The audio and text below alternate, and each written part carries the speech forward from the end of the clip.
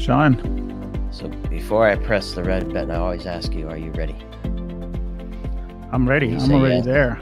You say yes, and then I press the red button. This time I'm going to ask you again, are you ready? And I'm going to say, I'm already there. I am super ready, super pumped, already there in my head. And by there, I mean London. I'm so excited. That's right. I already said that on our first episode. I'm going to say it again, and then I'm going to say it again and again and again every time that we do one of our chats on the road or chats on the cloud. I don't know how we decided to call this one yet, but it's whatever we talk about as we get closer chats on the water. to chats on the water. Oh yeah, we were talking about floating and swimming to the UK, which I kind of I cut that across that idea. Yeah, I don't think we'll survive that trip.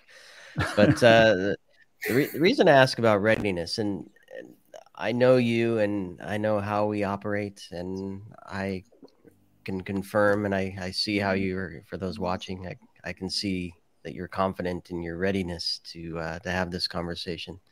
That's not always the case for one or the other of us, and because of life, because of the topic, because of surrounding elements, we're not always ready. And I think it's an interesting point, especially when we're talking about cybersecurity. And this is in connection to Infosecurity Europe in London coming up here in June. And there's a speaker, Ian Hill, who's joining us. Thanks for being part of this, Ian. Thank you very much. And you're doing a quick presentation on the topic of readiness, and then having a panel discussion to dig deeper into that with some folks.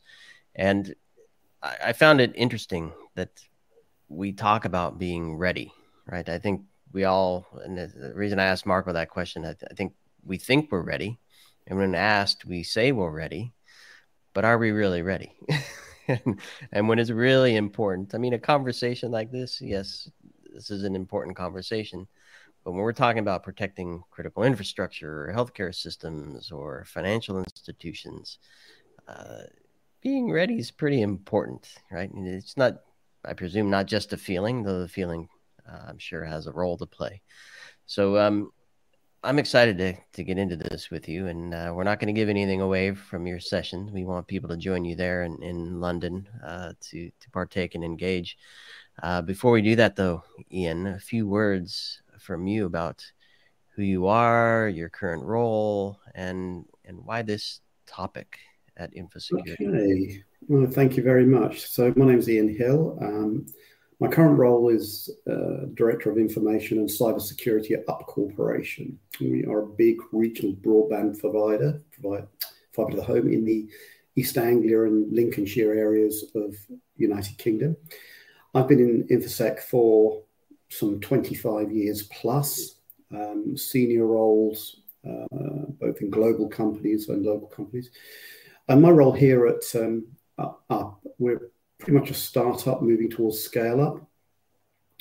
So for me, it's quite a refreshing job because I'm able to build the cybersecurity posture pretty much from the ground up. I'm not inheriting any legacy. So I was really excited about this role because, it gives me the opportunity to sort of start from base with my ideas and strategy to develop. I mean, it's only a small company. It's only got 170 employees, but it's expanding very rapidly to be a premier fibre to the home broadband provider in the east of England. So clearly in your role, you have to be ready, right? But you also have to help your team be ready, and you also have to present that readiness to your executive staff and perhaps even the board that you're ready for what might come, right? Yeah, I think it's interesting because when I was talking about this particular subject, it's really about so I was going to start off with asking a question, and this is you'll see where I'm going with all this. was going to ask the question or put a statement on the screen, and I think it's quite relevant for pre-discussion, is that compliance doesn't give you good security, but good security will give you compliance. Discuss. And basically, I'd like to talk about that, because when you talk about readiness and you talk about building a cyber strategy, there's often different schools or different views of coming at it. And in my experience, small and large companies, I've often found that the technical, operational side of cybersecurity can often bang heads, if you like, with the GRC, the compliance side, because they see things from an ISO 27001 perspective. They don't necessarily see it from the cybersecurity perspective. I'm not saying you definitely need to have compliance and GRC and risk management, all that sort of stuff. But where I want to discuss and get some interesting ideas and views is you shouldn't have compliance driving your cybersecurity strategy. Does that sort of make sense? Because you could end up going down the wrong road. Not only it makes sense, but it makes you think, because, Sean went, I'm ready to go to Infosecurity Europe. I'm ready to have this conversation. And he went kind of pretty philosophical there, because you can just state that you're never ready until you decide what is that makes you ready, right? It's kind of like an ideal. As you get closer to that ideal from a philosophical perspective, the ideal get away from you. So the readiness, with especially the change of technology and cybersecurity, it's never there. But you need compliance, in my opinion, or rules, or anyway, a set of checks that says, well, ideally, philosophically, we're never going to be ready, but are we ready enough now? So who makes that decision?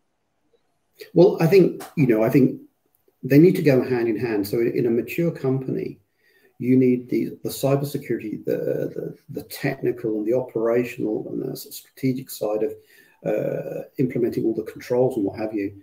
They need to sort of align and work together with compliance. But where I like to sort of put it in a particular way, you get some companies that say, for example, right, we're gonna get ISO 27001. That's going to look good on our letterheads, and that's going to look good for our sales and stuff like that. So right, here's ISO 27001. What do we need to do? We need to do that. We need to do that. We need to do that. Whereas on the other side of the fence, you're saying we've got a good security posture. We've used SABSA and things like that.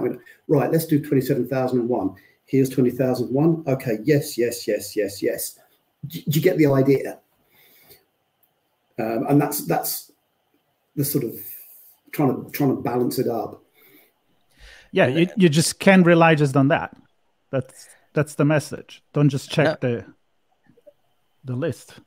Exactly, and that's the question I have for you. And I don't know if you have a chance to connect with your peers throughout the UK and in Europe and in the US. I find, and maybe I'm just not having the conversations with the people in the US that talk about ISO 27001, but I seem to hear it much more as a talking point in Europe and in the UK. Do you find that's true? And if so, why do you think that is? I think there's a number of reasons. So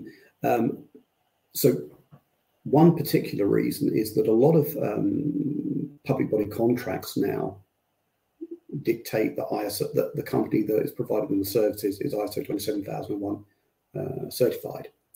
So if you want to do business for a lot of public bodies here in the UK, they dictate that.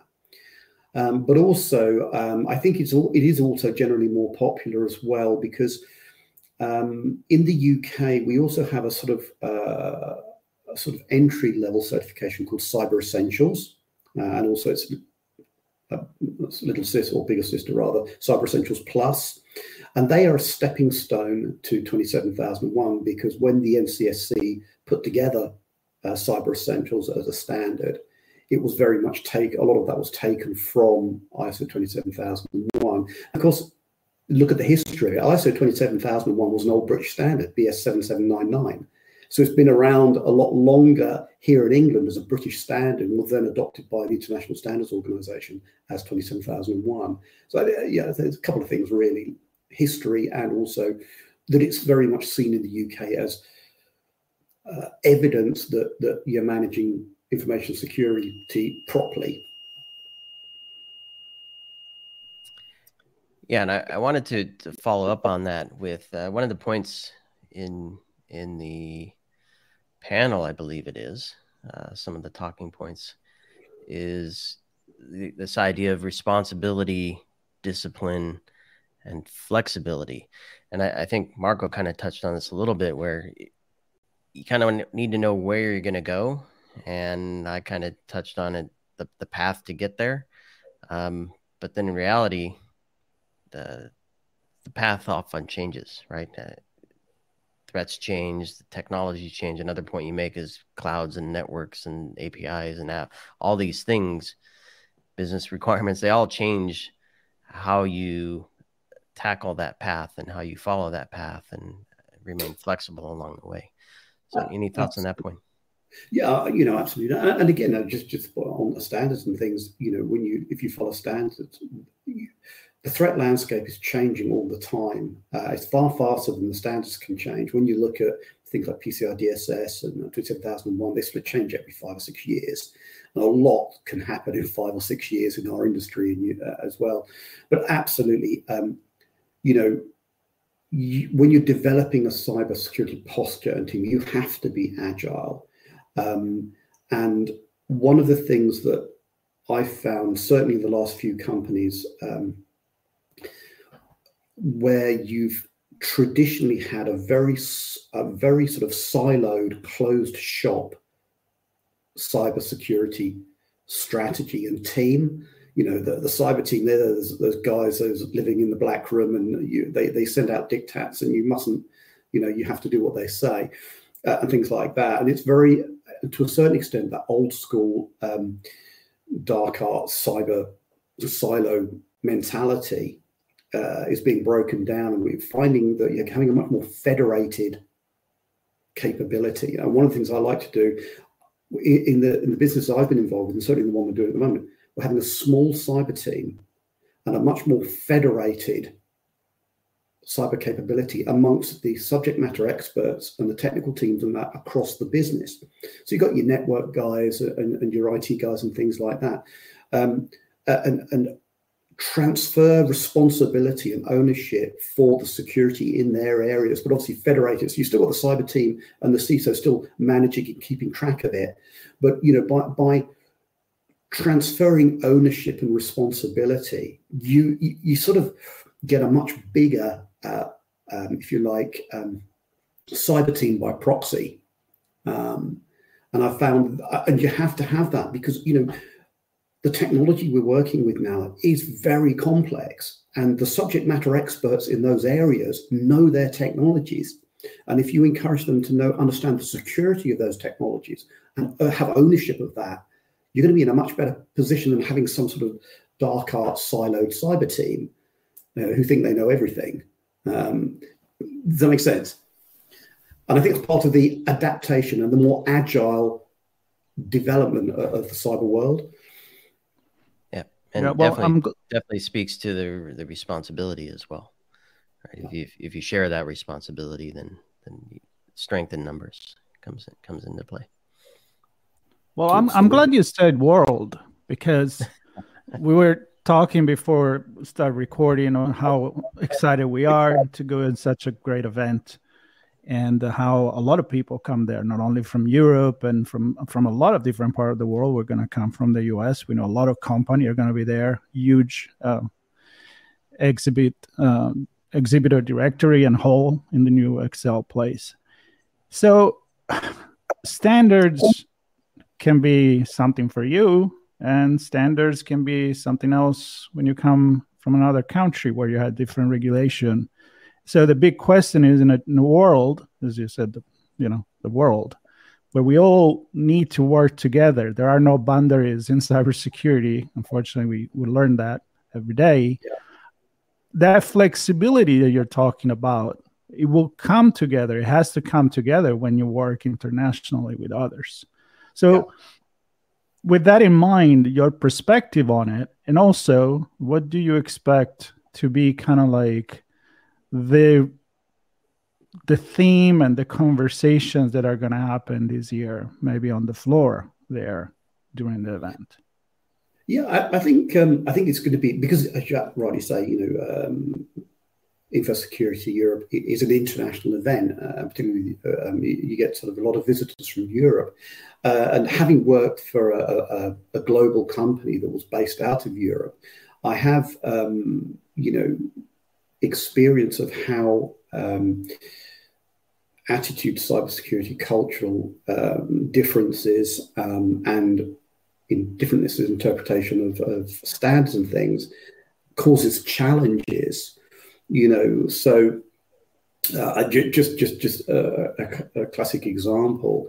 I remember trying to implement some new technology across a global company, and we had all sorts of challenges with in Germany, because they have some of the tightest privacy laws and things like that, quite a bit different, even though they adopt GDPR like everybody, like all the rest of Europe, but they have their own sort of German state laws, which are very, very tight. So it does, when you're trying to develop a cybersecurity strategy in a global company, it does give you challenges like that. But again, you have to sort of compensate for those challenges, and where necessary, you have to create a certain level of, if you like, commonality for the general security strategy, but certain level of segregation where there are elements within a certain country of standards or culture or something like that that need to be different. And so, again, you're striking the balance. Ultimately, what you're trying to do is protect the business. So you still have that common base and common goal, but achieving that goal within different countries, you have to sort of walk the minefield of the local laws and cultural things. So it is what it is. These challenges exist, but you're absolutely right, Marco. We live in a global world. The enemy is out there, and we are, everybody I've worked with, particularly in the national companies, understand that. They understand that, the enemy's out there, and that, we need to work together. I think, more and more cooperation globally is going to have to happen. I think this gets much more into more philosophical areas about, cooperation and sharing of information. And I think, as time goes on, we're going to be forced down that road, that we have to share more and collaborate more. Just the nature of the threat landscape, the emerging threat landscape. Yeah, and I have to say, as a comment on this, that again, events like this, other important event in the industry, are offering this platform for everybody, for people from different part of the world, to really have conversation that maybe are not as structured. They could be when you are talking business from one company to another, or a government level, but openly share and maybe get ideas while you are interacting one another, listening to talk and presentation like the one that you have, and like the many others. Sean, there's a lot of great talk and topics coming from this year event. There are, certainly, and then I want to give Ian, I want to give you a chance to kind of describe the two-part session that you have going. But what I like about the second part, where it's a group discussion, if you will, is you have a fellow industry person from another telco joining you, right? So perhaps a competitor in the market, but a cohort in fighting fighting the bad actors, and having good discussion on this. I love that there's a professor from University of Nottingham, and also somebody from compliance. So it's not just protecting the systems, but you mentioned enemy earlier, Ian. Sometimes the enemy is ourselves in our business and the way we define and develop our processes, and the way we use the information we collect, most specifically the customer information. So tell us a little bit about the format of your first slide and the thought-provoking conversation you have there, and then the follow-up conversation with this group. Yeah, absolutely. Yeah, so it's going to be just like a 10-minute presentation to start with, and really just discuss, as I say, the security doesn't give you good supply, compliance doesn't give you good security, but security gives you good compliance, and start with that, and then just start with a few slides and really sort of going down and explaining going down that route and explaining the sort of two sides of the argument. And where I want to do, the intention is to, if you like, put both sides of the argument, compliance-led or not, 10 slides or so, give some examples. But what I want to do is really sort of incite discussion, and I want to get people talking, because I think ultimately the aim is to find the common ground in the middle, to say, yeah, we need both, but how do we get both to work together in harmony for the good of protecting the business? So I think then when we go into the discussion and the panel side of things, it's we've got a compliance person, professor, and I'm from a technical background. So really, and obviously it's audience engagement as well. That's the whole purpose of this. It's not just about, 4 people sitting on stage talking. It's the whole idea of this at Infosec and this new way of presenting is getting the audience to be part of the discussion, getting involvement. And I think that's very positive, because ultimately, I want to find out, and I'd like to understand some of the audience points of view. They're all professionals. The people that attend Infosec, are all professionals. So it'd be interesting to draw on their experiences and their understanding how they do things, and have a proper roundtable discussion on it. Ultimately, to find out where is the common ground. Yeah, and I think the cool thing, and Marco and I were there a few years back, before we couldn't be there for a couple of years, and we found the event to be just that, very, very open and collaborative and engaging, to where people from everywhere can have conversations and agree to disagree and find those ways forward to that common ground, as you described. And so I want to say that your sessions, Ian, are on Wednesday on the keynote stage, if I'm not mistaken, Wednesday, the 21st of June. Right. So that's the second day in, keynote in the morning there. And go ahead. Wednesday's the best day.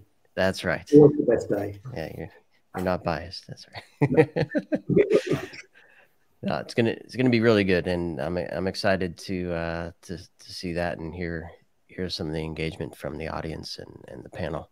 And it's one of many topics with amazing speakers. We're actually gonna speak to some of the other keynotes as well, like Kellan Arzari, and look at the state of Infosec in UK and Europe, and from that perspective. And I don't know, Marco, we have like 20 folks we're looking to line up. Yeah, and also it's not just about cybersecurity. I mean, we were talking with the organizer on our first conversation, which I invite everybody to listen to, because you get a more general overview of what's going on. There is one of the headline speakers, Michael Johnson. So if we can catch him, and I'm making a joke here because he runs, or at least he used to run really fast. It'll be a lot of fun to be able to talk to him. So I'm hoping he will be here on the show as well. So yeah, a lot's going on, and we're going to be there. We're going to be here before having another conversation, and then on the floor. And yeah, the excitement is real. I hope we can transmit it to everybody to stay tuned and follow everything we do. A lot of innovation, a lot of people, a lot of conversations, and Yep. Excited to be part of it. And, I was going to say, I think one of the reasons, when we look at the reasons, why do people attend Infosec? And the conversations I've had, a lot of the time, they have problems. These are Infosec professionals. We've got problems. Infosec is a big collaboration and collection of vendors and professionals and things like that. And I often find that those people attending Infosec are looking for answers. They want to talk to people. They want to see the vendors. They've got problems and they're looking for the answers. And I think Infosec is a great sort of collection and coming together where people can find answers. I think that's a real strength of it. Yep. And I think, Ian, people like you, and I want to thank you for your contributions to the event, because it's people like you and your fellow panelists that get folks to think about the question: do they even have a problem? Do they know they have a problem in the first place? Because if you're only seeking answers to what you think you have, this kind of goes back to the beginning. What are you ready for, right?